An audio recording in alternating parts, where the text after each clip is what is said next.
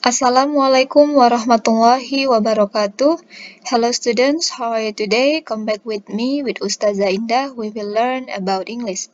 We continue our lesson about recount text part 2. Halo anak-anak Ustazah sekalian, apa kabar hari ini? Mari kita lanjutkan pembelajaran kita minggu lalu tentang recount text. Nah, sekarang kita masuk recount text bagian kedua. But before we start our lesson, it's better to start with basmalah. Bismillahirrahmanirrahim.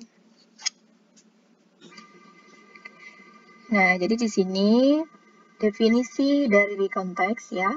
A recount tells about event that have happened to you or other people. Recount atau text recount menceritakan tentang kejadian yang telah terjadi pada diri kamu atau orang lain.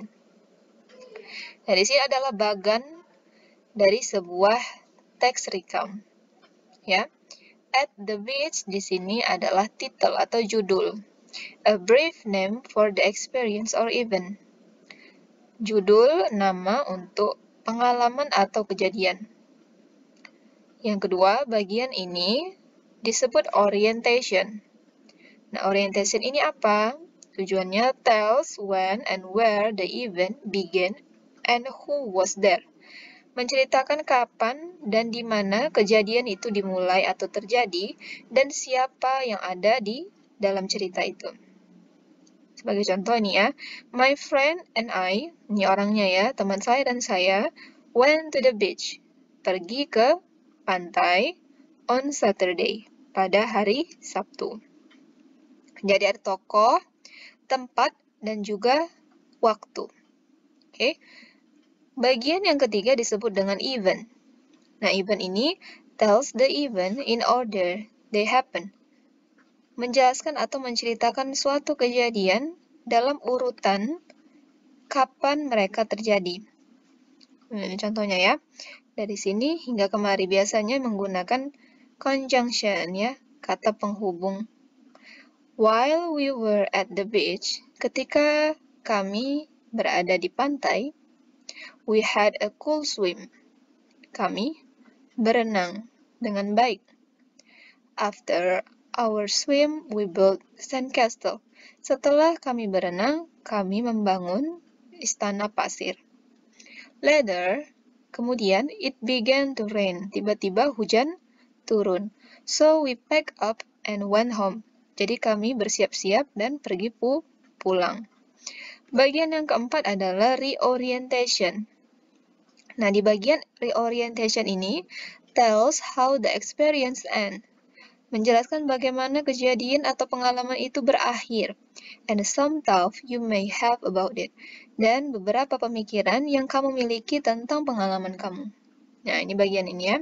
We were tired from our day. Kami sungguh lelah menjalani hari kami at the beach, di pantai. So, we went to bed early. Jadi, kami pergi tidur dengan cepat. Oke, itu dia ya. Ada bagian title, judul, orientation, events, dan juga reorientation. Nah, mari kita lanjut. Nah ya, recount text ini judul tugasnya atau fungsinya to retell, menceritakan kembali a series of event. Ya, menceritakan kembali berbagai macam kejadian. General structure-nya seperti yang saja katakan sebelumnya, ada orientation, ada event, dan yang terakhir reorientation ya. Nah, language feature, tata kebahasaan. Yang pertama menggunakan time words to connect event. Kata waktu untuk menghubungkan cerita. Contohnya ketika, setelah itu, dan lain-lain. Baru menggunakan yang namanya descriptive language, kalimat penjelasan. Yang ketiga menggunakan tenses past tense atau tenses untuk waktu lampau. Dan yang terakhir adalah word which tell us where, when, with, whom, and how. Kata-kata yang menceritakan di mana, kapan, dengan siapa, dan bagaimana. Oke? Nah, sekarang perhatikan contoh dari recount teks berikut ini. Ustazah baca, baru kita artikan bersama-sama. I will read it out and you can translate it. It was 9 in the evening.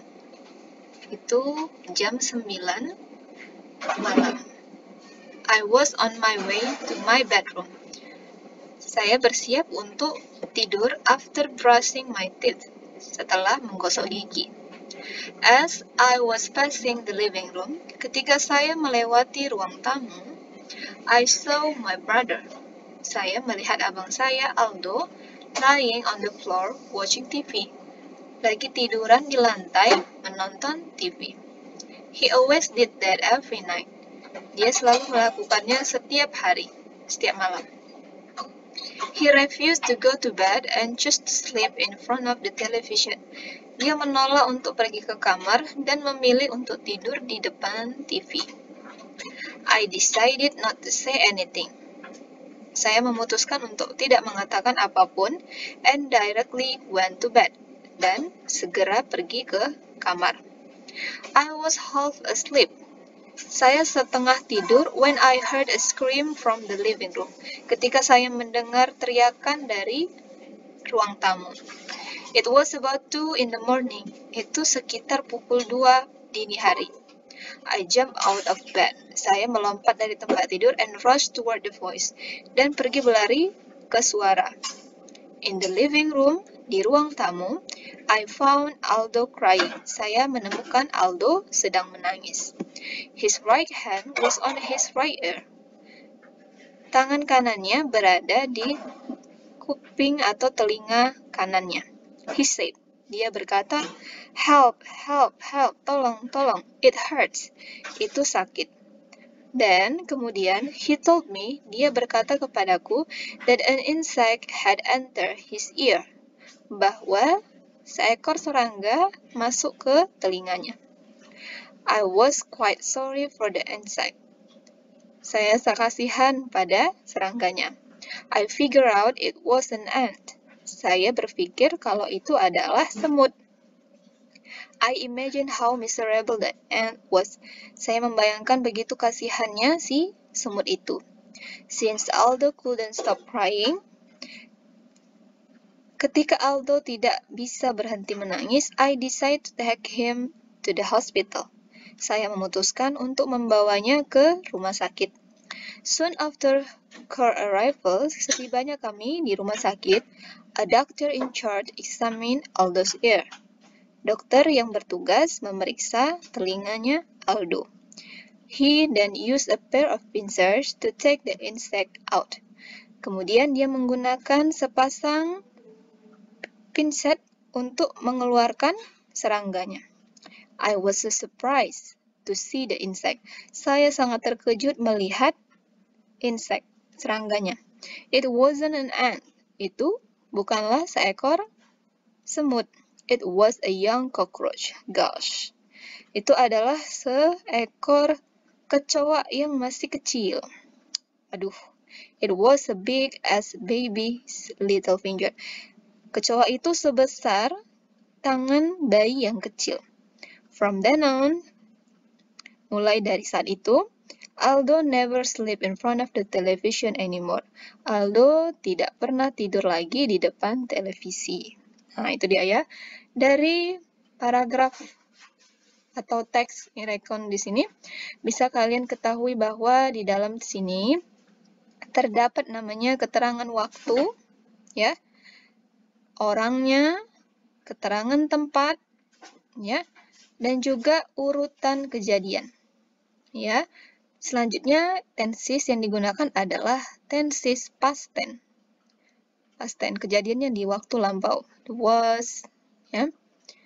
Baru ada did, refused, ya. Kalau past tense masih ingat ya, subject plus verb to. Kata kerja bentuk kedua. Nah, itu dia ya. Ada kata keterangan waktu since, ketika, then, kemudian, ya. Soon after, segera setelah itu. Ya, banyak ya. Jadi ada yang pertama adalah yang namanya orientation, awal permulaan ya, menceritakan siapa, di mana, dan kapan terjadi. Paragraf kedua menceritakan tentang kejadian, urutan kejadiannya. Pertama, si sayanya ini mendengar suara, lalu dia pergi keluar mencari suara itu, baru dia menemukan si Aldo. Jadi runtutan cerita, ya kan? Nah, yang terakhir adalah penutup.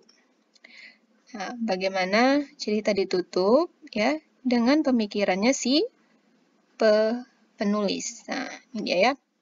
Nah, sekarang coba kita jawab pertanyaan nomor 1. Yep.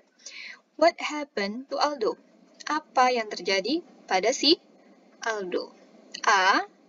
An insect bite him. Seekor serangga menggigitnya. B. He felt pity for the insect. Dia merasa kasihan pada serangga. Atau C. An insect entered his ear. Seekor serangga memasuki telinganya. Atau yang D. He was imagining an insect. Dia memikirkan seekor serangga. Jawabannya adalah iya, jadi jawabannya adalah C ya. Ini dia. Sekarang kita lanjut nomor 2. Yep, ini dia. How did the doctor help him? Bagaimanakah dokter itu menolongnya? A. He took the insect out using pincers. Dia mengeluarkan serangganya menggunakan pinset. Atau B. He used pincer to kill the insect. Dia menggunakan pinset untuk membunuh serangga. Atau C. He repaired the pincer. Dia memperbaiki pinsetnya. Atau D. He charged Aldo. Dia menyembuhkan Aldo. Jawabannya adalah ya, jawabannya adalah A. Ya, dari paragraf kedua baris terakhir ya. He then used a pair of pincers to take the insect out. Dia mengeluarkan serangga keluar menggunakan pinset. Jadi jawabannya adalah A. Oke. Selanjutnya nomor 3. It was as big as baby little finger. Paragraf 3. The underlined word refer to. Kata it ya berhubungan dengan it itu siapa di sini diceritakan. Jadi ya sebesar tangan bayi kecil. Siapa yang sebesar tangan bayi kecil?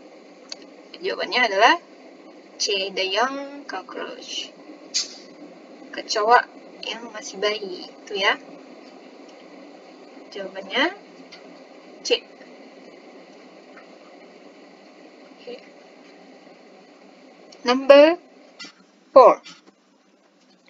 What is the main idea of paragraph 3? Apakah ide utama dari paragraf 3 nih, paragraf 3 ya? Apa ide utamanya? Yang A, the insect was not an ant. Serangga itu bukanlah seekor semut. Yang B, Aldo was taken to the hospital. Aldo dibawa ke rumah sakit. Tidak ya, Aldo dibawa ke rumah sakit itu ada di paragraf 2. Dan yang C, the insect was a young cockroach. Ya. Serangga itu adalah seekor kecoa kecil. Yang D, a doctor used a pair of pincers to take out the insect out. Dokternya menggunakan pinset untuk mengeluarkan serangga. Itu ada di paragraf 2. Berarti paragraf 3 nggak membicarakan tentang dokter ya. Berarti jawabannya adalah yang paling cocok adalah C. C. Oke? Jawabannya C. The insect, serangga itu ternyata adalah seekor kecoa. Okay? That's all the lesson for today. I hope you can understand. If you have any question, please ask me. Thank you for your attention. See you later. Assalamualaikum warahmatullahi wabarakatuh.